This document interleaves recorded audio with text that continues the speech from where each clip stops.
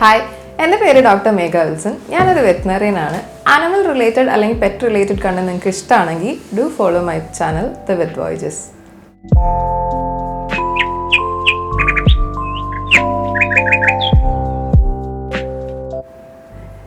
ഇന്ന് നമ്മൾ സംസാരിക്കുന്നത് കെനൈൻ പാർവോ വൈറസിനെ കുറിച്ചാണ്.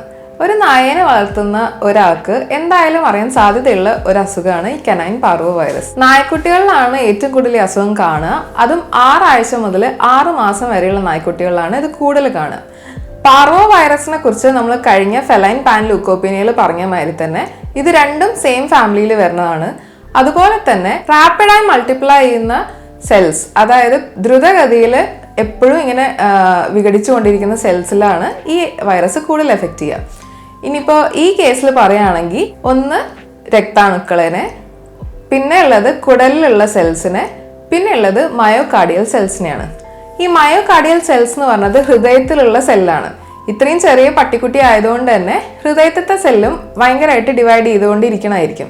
അപ്പം മയോകാർഡിയൽ സെൽസിനെ എഫക്റ്റ് ചെയ്യുമ്പോൾ ഇവർക്ക് മിക്കവാറും രോഗലക്ഷണങ്ങളൊക്കെ ആരംഭിക്കുന്നതിനെക്കാട്ടും മുന്നേ തന്നെ മരിച്ചു പോകാനുള്ള ചാൻസ് കൂടുതലാണ്.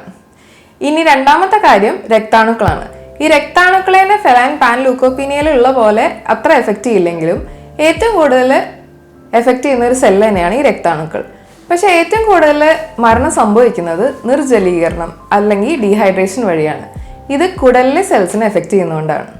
കുടലിലെ ഇൻറ്റസ്റ്റൈനൽ വില്ലേ എന്നൊരു പറയുന്ന സെല്ലുണ്ട്. അതായത് നമ്മുടെ വിരലുകൾ പോലെ കുടലിൽ നിന്ന് പുറത്തേക്ക് പൊന്തി നിൽക്കുന്ന സെൽസ്. ഇങ്ങനെ സെൽസ് ഉണ്ടാക്കാൻ കാരണം തന്നെ കൂടുതൽ ന്യൂട്രിയൻസും വെള്ളവും ശരീരത്തിലേക്ക് വലിച്ചെടുക്കാൻ വേണ്ടിയിട്ടാണ്, സർഫസ് ഏരിയ കൂട്ടാൻ വേണ്ടിയിട്ട്. ഈ സെൽസിന്റെ പ്രധാന ഉദ്ദേശം അതുകൊണ്ട് തന്നെ ഏറ്റവും കൂടുതൽ ന്യൂട്രിയൻസും വെള്ളവും വലിച്ചെടുക്കുക എന്നുള്ളതാണ്. അപ്പോൾ ഈ കോശങ്ങൾ ചാവുന്നതോട് കൂടിയിട്ട് ഈ 2 കാര്യങ്ങൾ ഇല്ലാണ്ടാവും. അപ്പോൾ ശരീരത്തിന് ആവശ്യമുള്ള ന്യൂട്രിയൻസും കിട്ടില്ല, ശരീരത്തിന് ആവശ്യമുള്ള വെള്ളവും കിട്ടാണ്ടാവും. മാത്രമല്ല ഈ വെള്ളം ശരീരത്തിൽ നിന്ന് അതേപോലെ തന്നെ പുറത്തേക്ക് പോവുകയും ചെയ്യും. അങ്ങനെയാണ് ഡയറിയ ഉണ്ടാവുന്നത്. ഈ കോശങ്ങൾ നശിക്കുന്നതോട് കൂടിയിട്ട് അവിടെയൊക്കെ അൾസർ ഫോം ചെയ്യും. ആ അൾസറൊക്കെ ബ്ലീഡ് ചെയ്യാൻ തുടങ്ങും. ഈ ബ്ലീഡ് ചെയ്യുന്ന ബ്ലഡ് മൊത്തം വിസർജ്യത്തിലൂടെ പുറത്തേക്ക് പോകും. അതുകൊണ്ട് തന്നെ ഇതിന്റെ പ്രധാന ലക്ഷണം എന്ന് പറയുന്നത് ബ്ലഡ് കലർന്നിട്ടുള്ള ഡയറിയാണ്. ബ്ലഡ് കലരുക എന്ന് പറഞ്ഞിട്ടുണ്ടെന്ന് വെച്ചാൽ പ്യുവർ ബ്ലഡ് പോലെ തന്നെയാണ്, അത് രക്തം മാത്രമേ ഉള്ളൂ എന്നുള്ള രീതിയിലാണ് നമുക്ക് പുറത്തേക്ക് കാണാൻ പറ്റുക. അതുകൊണ്ട് തന്നെ ഈ അസുഖത്തിന്റെ പ്രധാന രോഗലക്ഷണമായിട്ടുള്ള രക്തം കലർന്നിട്ടുള്ള ഡയറിയ തന്നെയാണ് ഇതിന്റെ പ്രധാന രോഗനിർണയ മാർഗവും. ഇതിന് പുറമെ ഛർദിയും കൂടി ഉണ്ടാകുന്നതോട് കൂടിയിട്ട് പട്ടിക്കുഞ്ഞുങ്ങൾ വളരെയധികം ക്ഷീണിച്ചു പോകും. ആദ്യം ശരീരം വൈറസിനെ പ്രതിരോധിക്കുന്നതിന്റെ ഭാഗമായിട്ട് പനി ഉണ്ടാവും. പക്ഷെ വയറുവേദന, ഭക്ഷണം കഴിക്കാണ്ടിരിക്കുക, അതുപോലെ ഈ വയറിളക്കം, ഛർദി ഇതെല്ലാം കൂടി ആവുന്നതോട് കൂടിയിട്ട് ടെമ്പറേച്ചർ വല്ലാണ്ട് താഴേക്ക് പോകാനാണ് കൂടുതൽ സാധ്യത. ഈ ടെമ്പറേച്ചർ താഴേക്ക് പോകുന്നതാണ് കൂടുന്നതിനെക്കാട്ടും കൂടുതൽ അപകടകരം. ഹൃദയമെടുപ്പും ഈ അവസരത്തിൽ വളരെ കൂടാൻ സാധ്യതയുണ്ട്. വൈറസ് മറ്റു നായ്ക്കളിലേക്കും വളരെ വേഗത്തിൽ പകരും. പ്രധാനമായിട്ടും വിസർജനം വഴിയാണ് പകരുക. ഈ അസുഖം വന്ന് രോഗലക്ഷണം കാണിക്കുന്നതിനെക്കാട്ടും ഒരു 4-5 ദിവസം മുന്നേ രോഗലക്ഷണം ഉള്ള സമയത്ത് അസുഖം മാറിക്കഴിഞ്ഞിട്ട് 1 ആഴ്ച വരെ ഈ വൈറസുകൾ വിസർജ്യം വഴി പുറത്തേക്ക് പോകും. നമ്മുടെ നാട്ടിൽ കാണുന്ന കോമൺ ബ്രീഡ്സ് ആയിട്ടുള്ള ജർമ്മൻ ഷെപ്പേർഡ്, ലാബ്രഡോർ, പിറ്റ്ബുൾസ്, റോട്ട്വീലേഴ്സ്, ഡോബർമാൻ ഇതിലൊക്കെയാണ് ഈ അസുഖം കൂടുതലായി കാണുന്നതും.